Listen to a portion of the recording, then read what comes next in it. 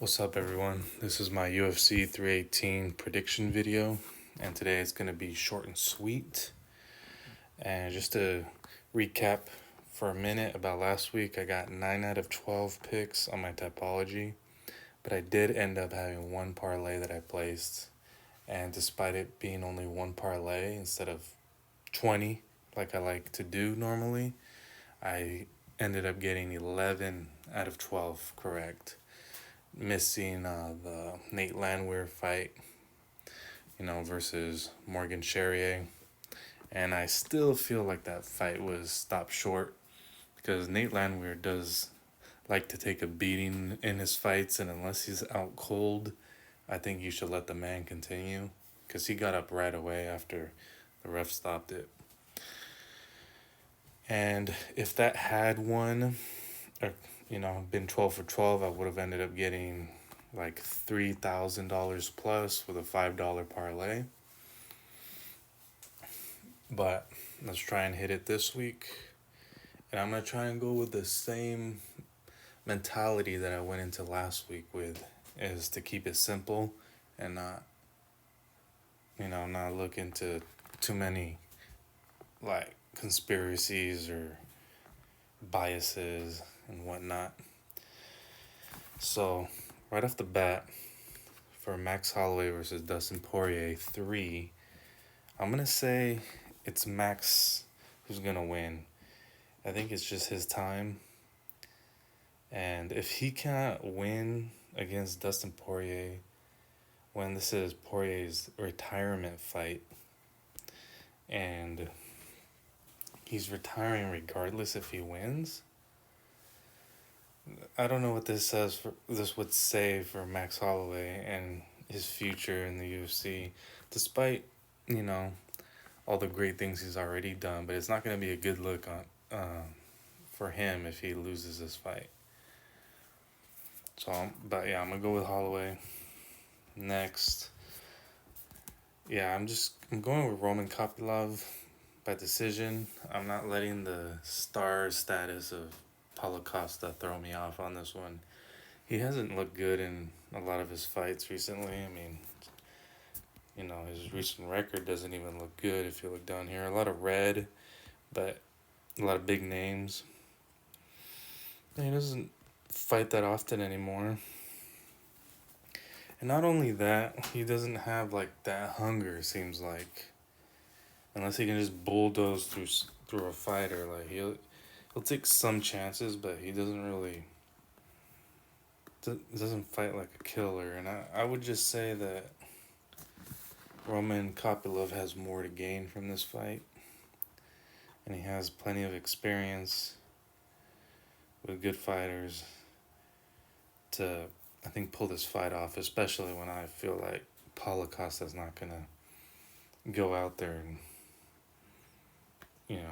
fight any differently than he has been fighting recently. So yeah, we'll go with Roman Kopylov. And also, what was with Paulo Costa's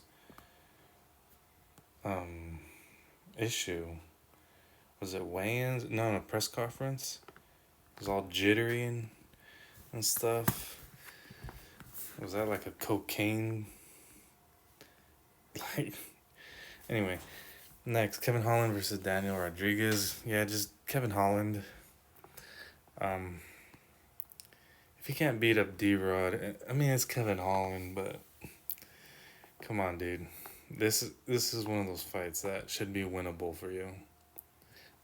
D-Rod's not gonna take you down or have any ground game, so that's an upside for Kevin Holland, who's clearly improved in that area. So if he wants to take it there, he probably could with D-Rod. Next, Dan Ige versus Patricio Pitbull. Now this one, I see a lot of people going Ige. I feel like this fight was kind of given to Pitbull to just prove himself since he failed against Yair. He's coming over from Bellator, and he had a big name over there. I would be just shocked if he loses twice in a row in the UFC. And his second opponent being Dan Ige. Dan Ige loses. Bryce Mitchell, Diego Lopez, LeBron Murphy. Decent opponents to lose to, but you see that he has a win versus Andre Fili, which is good, but it's not great.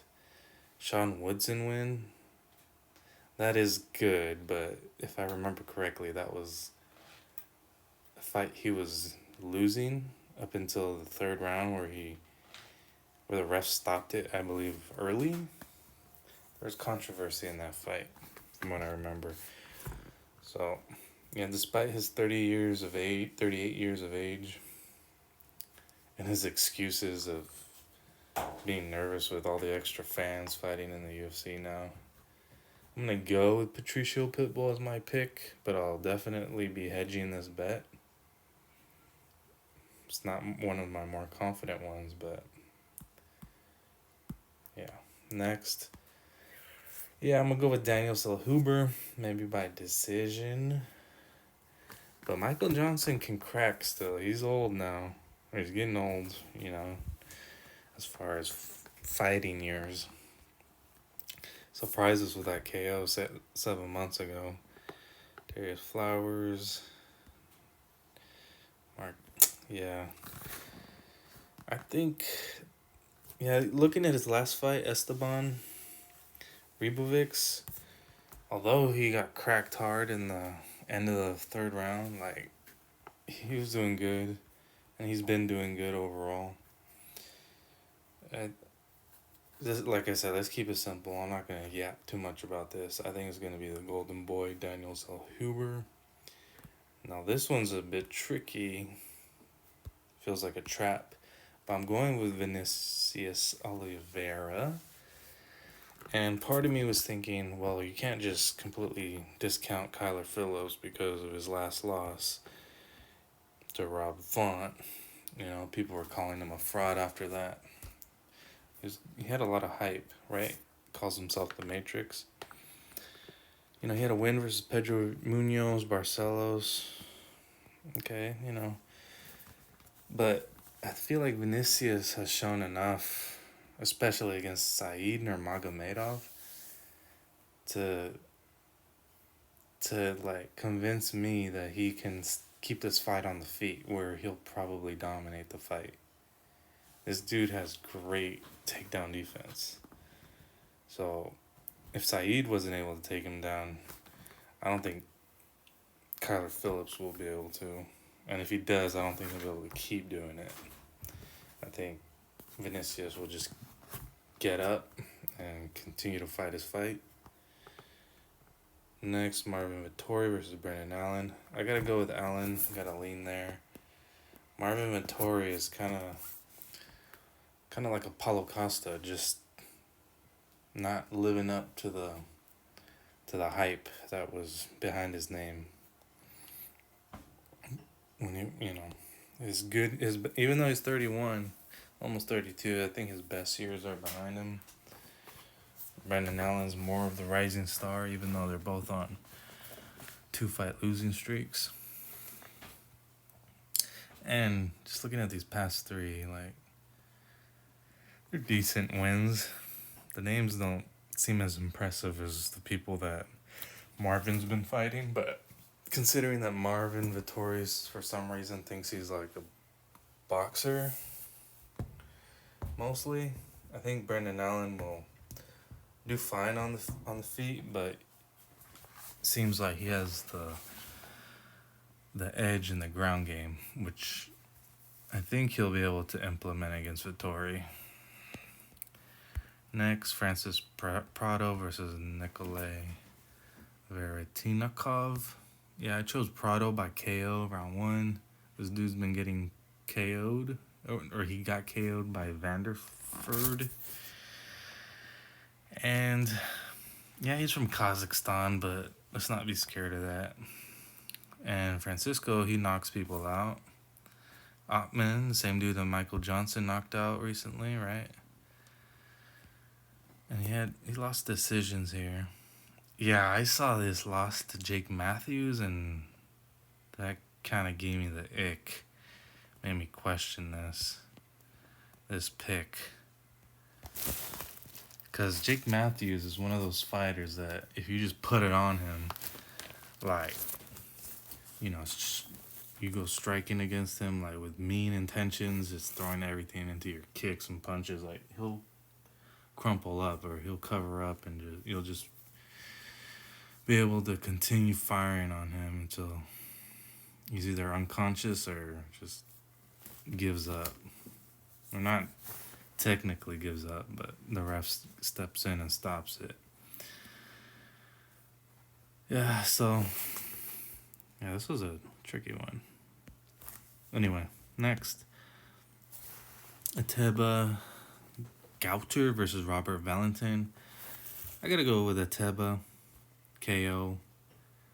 Robert Valentin was kind of one of those people that had been hyped up, but 2 losses in the UFC in his only 2 UFC fights, and he got KO'd in the first one. Towards Finney, yeah, we all remember that one. Just relentless, endless, spamming takedowns.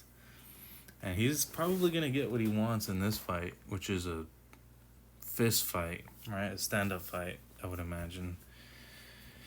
Yeah, Teva look good in his fight. Yeah, that KO, he just looks like a beast, like a unit. And you look, I didn't watch these other fights outside the UFC, but just KOing people, and that's a can. That's a decent record. But, that's my initial instinct. Next, Adam Fugit versus Islam Dulatov. I picked Dulatov. Just, part of it is because I saw that he's a big favorite, so I'm going to have to look into this more. But I'm wondering, is this a trap? And that's why the odds are so high? Especially with someone who's never fought in the UFC. Only a Contender Series fight. I don't like that. Against a guy in Adam Fugit who's decent. Right? He's fought decent opponents. So this one, there obviously must be something I don't know. And honestly, any info is something I don't know, because I don't know who Islam is. So this -635 favorite business is wild. I'm not going to completely count out Adam. I'll be hedging my bet in this fight for sure. Jimmy Crute. Yeah, I'm going with Jimmy Crute versus Marcin Prachnio. Yeah, I mean, this doesn't look good. Decision versus Bellato. I mean, Alonzo Menfield lost. Jamal Hill, that's fine. Anthony Smith KO'd by Anthony Smith. Wow. But this guy, a win versus Devin Clark, Vitor Petrino, William Knight, Philip.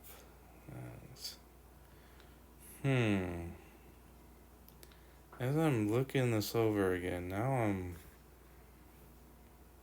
kind of questioning my pick.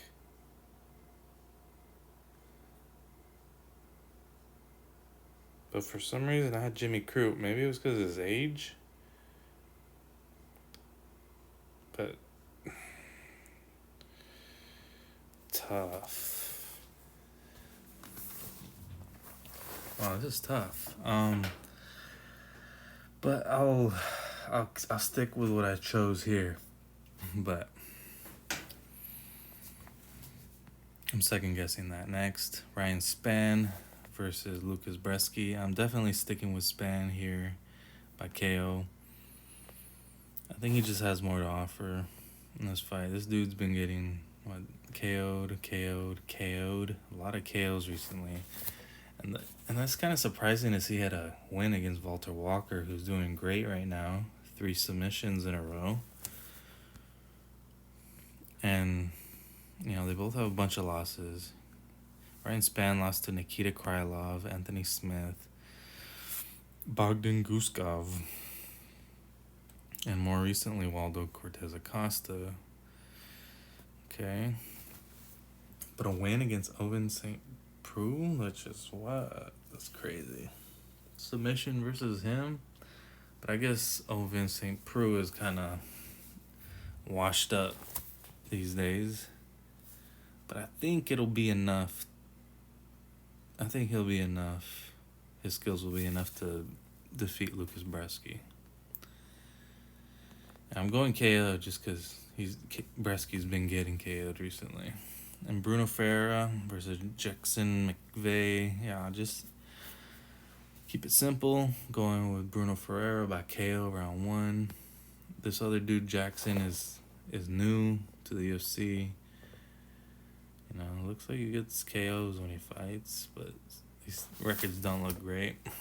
Ferreira, we know, is proven in the UFC. Yeah, Ferreira, keep it simple. On this fight, gosh, honestly, I don't know. Ooh. This fight, I just kind of went with the odds and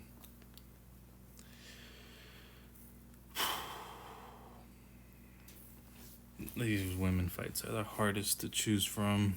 A 4-2 is a -400 favorite versus a 8-3. So she lost to Ernest. I don't remember. I remember those eyebrows, but I don't remember her fight. This one. Wait. That does seem familiar, a head kick by a woman. That doesn't happen often. But yeah, we'll keep it simple, dude. We'll just go by Judy's. Perhaps KO. But I wouldn't put a lot of money on this. And I'll probably skip. I won't be betting on this fight much. Or I'll have some parlays with picking every single fight, a winner from every single fight. But I'll do a few of those, and then I'll just do them without the women's fights. But luckily there's only one on this card. Anyway, let me know in the comments if I got something wrong. You feel like you got strong opinions on a for sure winner. Let me know what your parlays are. And good luck to everyone tomorrow.